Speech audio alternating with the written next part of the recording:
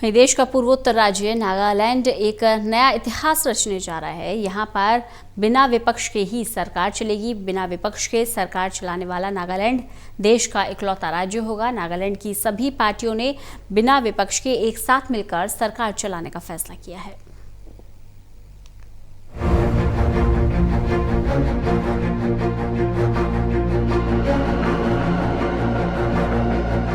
राजनीति में सत्ता पक्ष और विपक्ष के बीच घमासान आम बात है, लेकिन भारत में एक राज्य अब ऐसा भी है जहां सरकार बिना विपक्ष के ही चलेगी।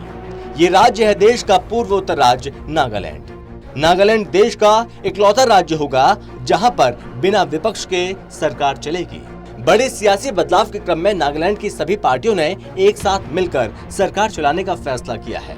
नागालैंड विधानसभा में प्रतिनिधित्व करने वाले सभी राजनीतिक दलों ने कोहिमा में एक सर्वदलीय सरकार के गठन को अंतिम रूप दिया। इसके साथ ही सत्ता पक्ष और सभी विपक्षी दलों ने हाथ मिला लिया है।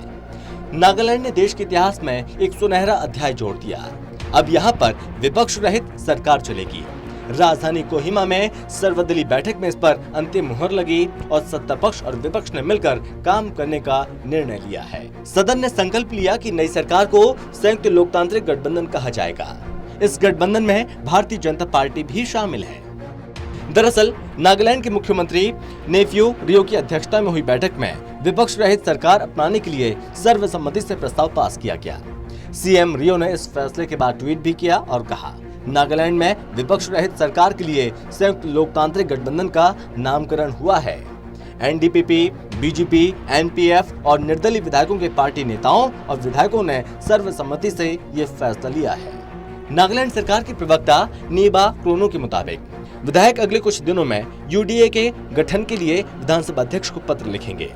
पहले ये घोषणा की गई थी कि नई सरकार को नागालैंड संयुक्त सरकार कहा जाएगा, लेकिन क्रोनो की माने तो शनिवार को बैठक के दौरान ये तय किया गया कि नई सरकार का नाम यूडीए ही अधिक उपयुक्त होगा। बता दें कि 60 सदस्यीय नागालैंड विधानसभा में एनडीपीपी के 20 विधायक, बीजेपी के 12, एनपीएफ के 25 और 2 निर्दलीय विधायक हैं। वहीं नागालैंड विधानसभा में एनडीपीपी विधायक तोशी वुंगतुंग के निधन के बाद एक सीट खाली है। दरअसल 19 जुलाई को मुख्य विपक्षी दल नागा पीपुल्स फ्रंट यानी एनपीएफ ने बिना किसी पूर्व शर्त के एक सर्वदलीय सरकार बनाने के लिए प्रस्ताव पारित किया। इसमें सीएम रियो से विचार करने का अनुरोध था।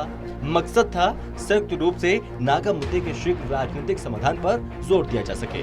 शुरू में सत्तारूढ़ नेशनलिस्ट डेमोक्रेटिक प्रोग्रेसिव पार्टी ने इस कदम की सराहना की, लेकिन बीजेपी के नेता खुश नजर नहीं आए। हालांकि सीएम रियो ने उन्हें मना लिया। Special desk, total TV.